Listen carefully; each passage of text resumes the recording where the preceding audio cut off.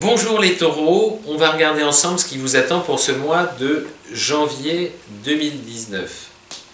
Janvier 2019, ça commence pas mal. Ça commence pas mal parce qu'on est dans une époque de l'année où le soleil, principe de vitalité, principe de bonnes énergies, principe de vie, d'assurance, de lumière, de lucidité, enfin tout ce qui est solaire en fait, tout ce qui est conscient, le soleil en ce moment est en Capricorne jusqu'au 21 à peu près, et forme ce qu'on appelle des trigones, des angles de 120 degrés qui vous apportent toute cette bonne énergie de confiance, de volonté réalisatrice, d'objectifs qu'on calibre mieux, vous savez, les bonnes résolutions qu'on prend au mois de janvier, avec des bons influx solaires, ça donne confiance. Donc jusqu'au 20-21 janvier, globalement, là on a un aspect plutôt bienveillant et protecteur. Remarquez, j'invente rien, il passe tous les ans, parce que tous les ans le soleil passe en Capricorne, forme un angle de 120 degrés avec vous, mais là en ce moment c'est pas mal parce qu'il y en a d'autres dans la même zone, dont Saturne, qui aident à visualiser les projets plus sur le long terme, et ça c'est pas mauvais pour vous de projeter des objectifs à longue échéance, parce que globalement,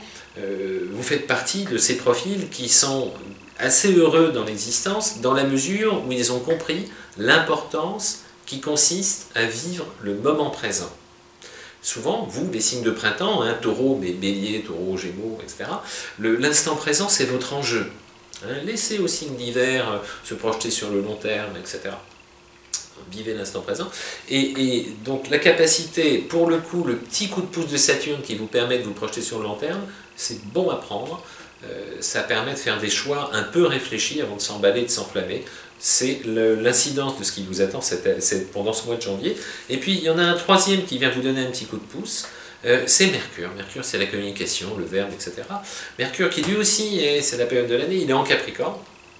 Et donc là, entre le 6 janvier et le 24 janvier, Mercure vous permet d'être plus fin dans vos échanges, dans votre aptitude à dire les choses, trouver le mot juste, mais dans un même temps, avoir le répondant.